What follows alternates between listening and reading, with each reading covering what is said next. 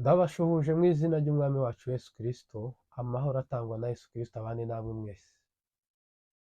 Tubashimira cyane ku nama n'ibitekerezo byanyu byiza mutugaragariza kuri Two Brothers Official. Rero mu ntego za Two Brothers Official ni ukwigisha ijambo ry'Imana, kwigisha ibitabo byose bigize Bibiliya.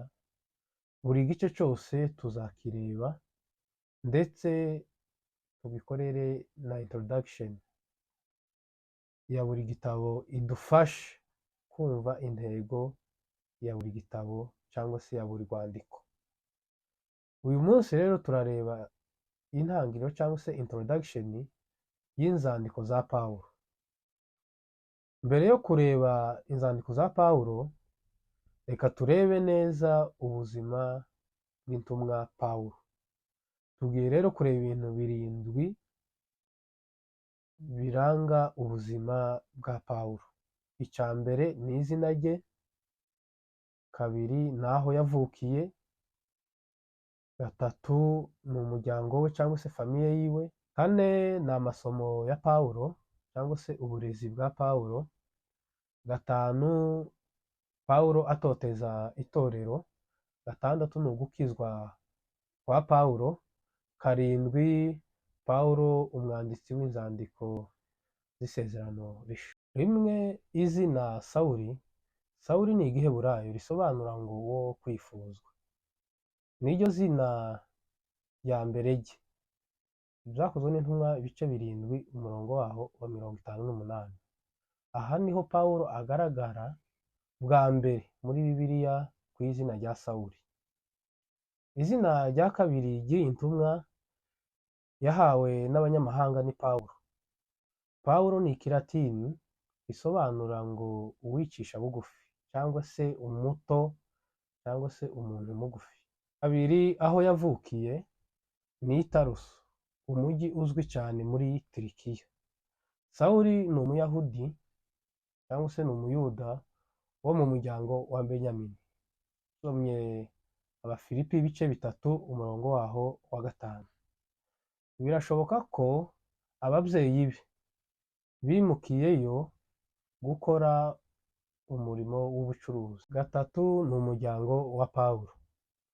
Ababyeyi b'intumwa Pawulo ntabwo bavuzwe mu byanditswe. Tubona umwishwa we amuha amakuru y'abashakaga kumwica. Pawulo yari umuyahudi, amaze kubona ubwenegihugu bw'abaroma abinyujije mu babyeyi be, kandi Pawulo yigaga no kudoda amahema.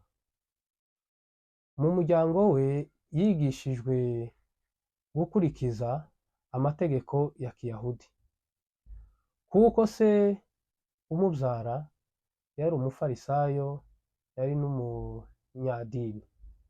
Intumwa Pawulo ntiyigeze ashaka umugore kubera impamvu yo kwamamaza ubutumwa bwiza. Kane, imico cyangwa se uburezi cyangwa se amashuri Pawulo yize. Taruso wari umujyi wari ufite ubumenyi bw'ikigiriki. Pawulo yizeyo ariko umwaka yagarukiyemo ntuzwi. Vuba cyane ababyeyi be ntibanyurwa n'ubumenyi bwa Taruso, bamwohereza i Yerusalemu kwiga amasomo y'abafarisayo. Yoherezwa ku mukuru cyangwa se ku mutegetsi w'umunyabwenge cyane kandi uzi ubumenyi cyane witwaga Gamaliyeli. Gatanu, Pawulo atoteza itorero. Pawulo mu rwego rw'idini yabonye ko bitagikora neza. Impamvu ni uko ubukristo bwakwirakwijwe ahantu hose. Pawulo rero mu ishaka rye ryinshi ry'idini ntabwo yumvaga atuje, kuko ubukristo bwatsinda idini rya Kiyahudi kandi bugasenya ubuyobozi bwa leta yabo. Na nyuma yaho Stefano yishwe ahogwa Kristo Yesu, Pawulo yakomeje gutoteza abakristo no kubashira mu nzu y'imbohe. Ibyakozwe n'intumwa ibice 8 umurongo waho wa 3.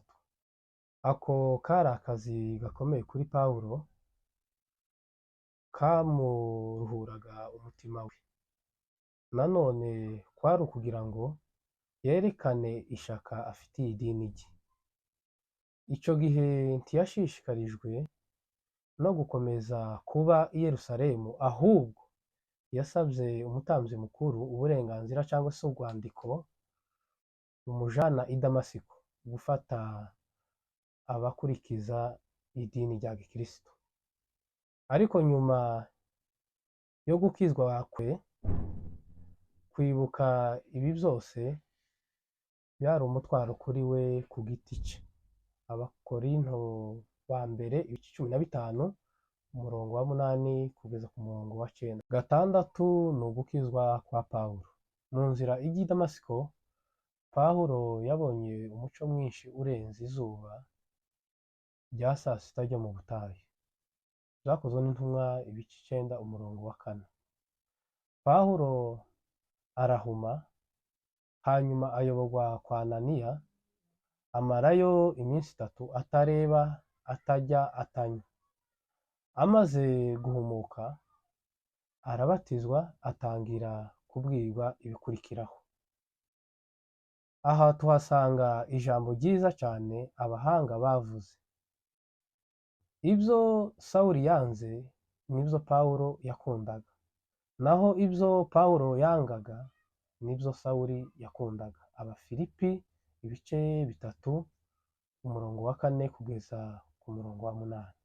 Ijambo rya 7 Pawulo umwanditsi w'inzandiko z'isezerano risha 13, dukurikije ubuzima bw'intumwa Pawulo, byibura inzandiko ze n'ubuhamya bwe, ni umusanzu ukomeye itorero ryahawe.